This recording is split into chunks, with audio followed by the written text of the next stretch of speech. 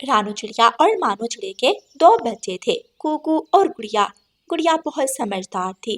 वो अपने माता पिता को तंग नहीं करती थी। गुड़िया अपने पापा की लाई हुई हर चीज को पसंद करती थी। लेकिन दूसरी तरफ कुकू था जो बहुत जिद करता था। कुकू के लिए उसके पापा जो भी लाते वो कुछ भी पसंद ना करता और हर एक खिलौने में कोई ना कोई नुक्स निकाल देता। आज गुड़िया और कुकू के पापा शहर वाले जंगल से अपने दोनों बच्चों के लिए शूज लेकर आते हैं। कुकू और गुड़िया, कहाँ हो बच्चों? जल्दी इधर आओ। देखो मैं आप दोनों के लिए क्या लाया हूँ। रानू चिड़िया रसोई से आती है। भानु जी, कुकू और गुड़िया बाहर खेलने गए हैं। अच्छा, मैं उन दोनों के लिए इतने प्यारे शूज लाया हूँ। मैं उन दोनों को ये अभी दिखाना चाहता हूँ। जरूर वो दोनों इस समय झरने पर होंगे। जाए उन दोनों को जाकर उनके शूज दिखा दें। मानो चिड़ा शूज के डिब्बे उठाता है और झरने की तरफ चला जाता है। पापा, प्यारे पापा, आप यहाँ? हाँ मेरे बच्चों, मैं आप दोनों के लिए नए शूज लाया हूँ। शुक्रिया पापा, हमें इन शूज की जरूरत थी। हाँ, मेरे भी पहले वाले स्कूल के शूज अब टूट गए हैं। लाए, मुझे जल्दी से मेरा डिब्बा दे। गुड़िया और कुकू के पापा दोनों को अपना अपना शूज का डिब्बा दे देते हैं। मेरे प्यारे बच्चों, अपने अपने डिब्बे खोलकर जूते देखो। गुड़िया अपना डिब्बा खोलती है। वाओ, ये शूज तो बहुत प्यारे हैं। थैंक यू पापा, आप जो भी चीज लाते हैं मुझे वो बहुत पसंद आती है। चलो कुकू बेटा, अब आपकी बारी। आप अपना डिब्बा खोलो। कुकू अपने शूज का डिब्बा खोलता है और साथ ही बुरा सा मुंह बना लेता है। ये शूज तो बहुत बेकार है। मुझे तो ये शूज जरा भी पसंद नहीं आए। इनका कलर भी कितना अजीब है। अगर मैंने ये शूज पहने तो स्कूल में मेरे दोस्त मेरा मजाक उड़ाएंगे। कुकू भाई, ऐसे तो ना कहे, इतने प्यारे तो शूज हैं। कुकू बेटा, अगर आपको मेरे लाए हुए शूज पसंद नहीं आए तो कोई बात नहीं। आप मेरे साथ जूतों की दुकान पर जाना और अपनी पसंद के शूज ले लेना। ठीक है पापा, इन शूज में तो कोई खास बात नहीं।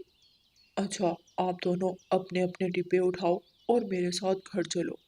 फिर गुड़िया और कुकू के पापा अपने बच्चों को साथ लेकर अपने घर चले जाते हैं। मानो चिड़ा बहुत मेहनती चिड़ा था। वो हर समय अपने बच्चों की खातिर मन लगाकर कालू सेठ के यहाँ काम करता। वो सुबह शाम काम करता और जब उसे भगाड़ मिलती तो अपने बच्चों के लिए ढेर सारे खिलौने लेकर जाता। आज भी गुड़िया और कुकू के पापा को भगाड़ मिली थी, इसलिए वो सोचता है, मैं इन पैसों से अपनी गुड़िया के लिए एक प्यारी सी डॉल और अपने कुकू के लिए एक अच्छी सी गाड़ी लूंगा। पिछली बार तो कुकू को मेरा दिया हुआ खिलौना पसंद नहीं आया था, लेकिन आज मैं अपने बेटे को खुश जरूर करूंगा। पापा चिड़िया खिलौनों की दुकान पर जाते हैं। भाई जी, मुझे वो डॉल दिखाना और ये वाली खिलौना गाड़ी भी चाहिए। कुकू और गुड़िया के पापा दुकान वाले पक्षी को पैसे देते हैं और अपने बच्चों के लिए खिलौने लेकर घर की तरफ उड़ते हैं। रास्ते में तेज बारिश शुरू हो जाती है। मानो चिड़ा घर पहुंच जाता है। देखो देखो, मैं अपने प्यारे से बच्चों के लिए क्या लाया हूँ। याहू! पापा खिलौने लाए हैं। इस बार क्या लाए हैं आप मेरे लिए? ये देखो गुड़िया बेटी, ये आपके लिए डॉल और कुकू बेटा, मैं आपके लिए खिलौना गाड़ी लाया हूँ। अच्छी है ना? दोनों बच्चे अपने अपने खिलौने लेते हैं। पापा, ये डॉल तो बहुत अच्छी है। अच्छा हुआ आप डॉल लाए। मेरी पुराने वाली डॉल तो टूट गई थी। मैं अपनी सहेली मीना के साथ खेला करूँगी। और कुकू बेटा, क्या आपको अपना खिलौना पसंद आया? कितनी बेकार खिलौना गाड़ी है। इसमें तो लाइट्स भी नहीं जल रही।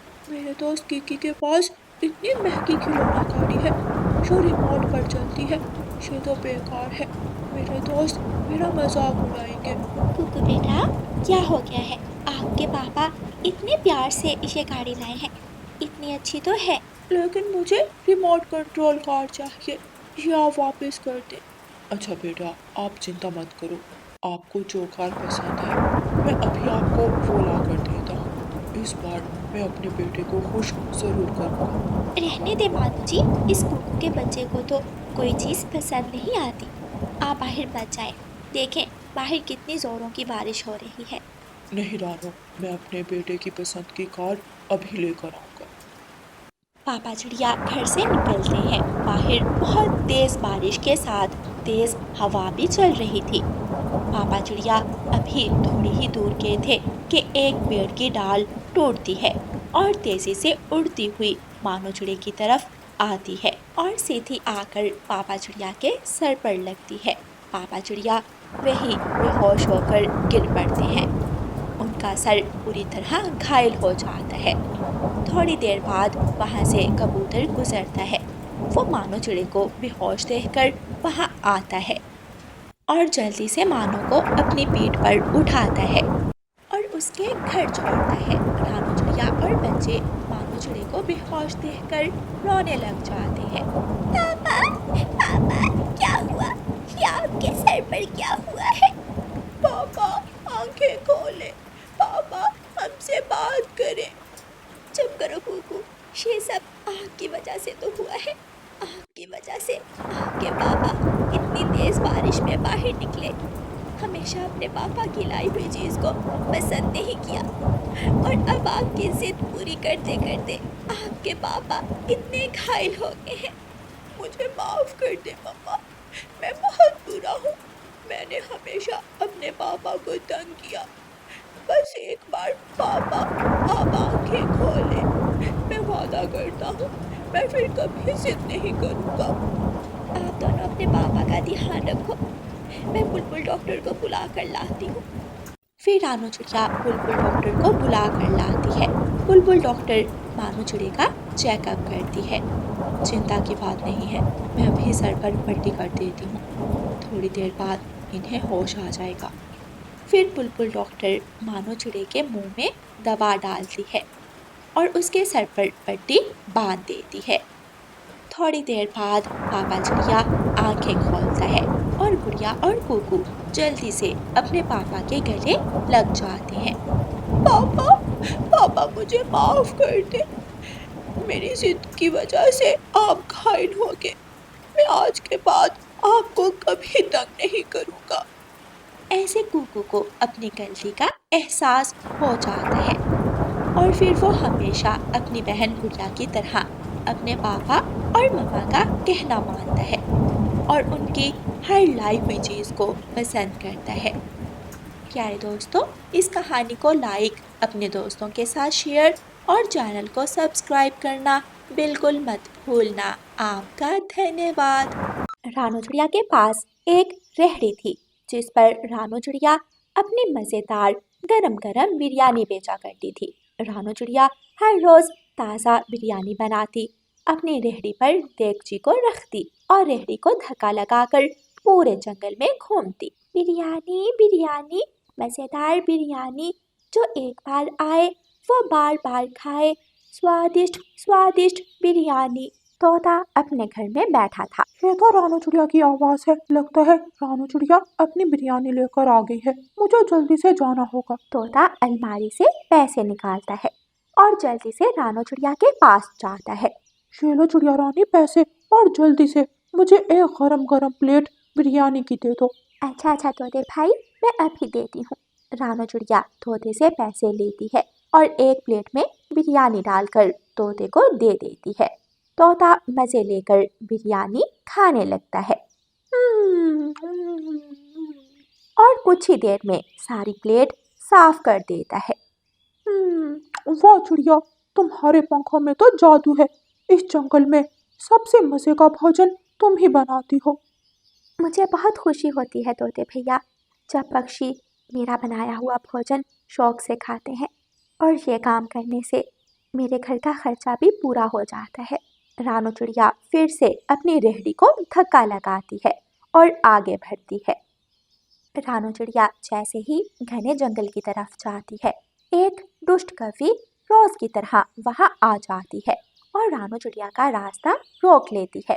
चल रे छोटी कमजोर चिड़िया, जल्दी से मुझे एक प्लेट बिरयानी की खिला। गोरी बहन, आप हर रोज मेरा रास्ता रोककर फ्री में बिरयानी खा जाती हो। ऐसे मुझे ज़्यादा मुनाफा नहीं होता। आज जब आप पैसे दोगी तभी बिरयानी मिलेगी। अच्छा, बड़ी चूं-चूं करने लगी है तू। अभी एक चोंच मारी मैंने अपनी तो तेरी अकल ठिकाने आ जाएगी।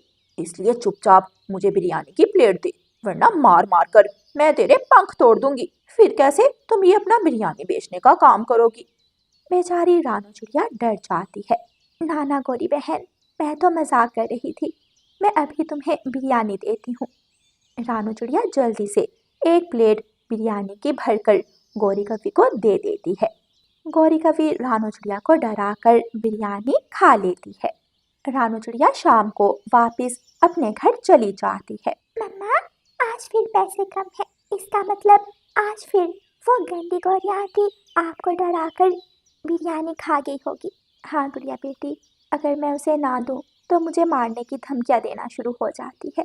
फिर मैं भी क्या करूँ, मुझे मजबूर होकर फ्री में उसे बिरयानी खिलाना पड़ती है। दूसरे दिन रानू चिड़िया फिर से अपनी रेहड़ी को धक्का लगाती है और जंगल बिरयानी बेचने चली जाती है। पिंकी मेरी सहेली, मेरे साथ चल, आज मैं तुझे फ्री में बिरयानी खिलाऊंगी। है?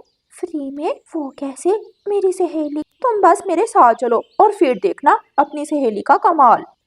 गौरी कवि अपनी सहेली पिंकी को साथ लेती है और रानू चिड़िया के पास जाती है। तोता भी रानू चिड़िया के पास आया हुआ था। ये लो चिड़िया बहन, और मुझे एक प्लेट बिरयानी दे दो। चल रे छोटी चिड़िया, मेरे पास आज समय नहीं है, जल्दी से 2 प्लेट बिरयानी लगा दो। गौरी, पहले मैं आया हूँ, पहले मुझे बिरयानी मिलेगी। चल चल मोटी चोंच वाले, निकल यहाँ से। खा खा कर तेरी चोंच कैसे फूलती जा रही है। गौरी, क्यों तुम हर समय हम जैसे मासूम पक्षियों को तंग करती रहती हो? अपने काम से काम रखा करो। बहुत दिनों से तुझे पीटा नहीं है, रुक अभी तेरी अकल ठिकाने लाती हूँ। तोता डर जाता है और जल्दी से वहाँ से भाग जाता है। गौरी बहन, एक तो आप मुझे पैसे नहीं देती और ऊपर से मेरे ग्राहक को भी भगा रही हो। अब अपनी चूंचू बंद कर और 2 प्लेट बिरयानी लगा। क्या अब मुझे आपकी सहेली को भी फ्री में बिरयानी देना पड़ेगी? हाँ छोटी कमजोर चिड़िया, क्या तुझे कोई दिक्कत है? नहीं नहीं, मुझे भला क्या दिक्कत होगी। गौरी कवि और उसकी सहेली पिंकी फ्री में बिरयानी खाती हैं और बेचारी रानू चिड़िया को मुंह चढ़ाकर वहाँ से चली जाती हैं। शाम को रानू चिड़िया जब घर जाती है तो तोता रानू चिड़िया के पास आता है। रानो, रानो बहन, मेरी बात सुनो। क्या हुआ तोते भैया? अब तो सारी बिरयानी ख़त्म हो गई है। नहीं नहीं, मैं तो एक उपाय बताने आया हूँ जिससे उस दुष्ट गौरी कवि से हमारी जान छूट जाएगी। हाँ हाँ, जल्दी बताएं तोते भैया, मैं तो बहुत परेशान हूँ उस गौरी से। शीलो चिड़िया रानी, पेट खराब करने वाली दवा, ये दवा तुम कल चुपके से गौरी कवि की बिरयानी की प्लेट में डाल देना और फिर देखना इस दवा का कमाल। क्या सच में ये उपाय काम करेगा? हाँ चिड़िया बहन, उस गौरी कवि से हमारी जान छूट जाएगी। वो कवि हमेशा अपनी ताकत का इस्तेमाल करती है और हमें मारने लग जाती है, लेकिन हम अपनी होशियारी से उसे हरा देंगे।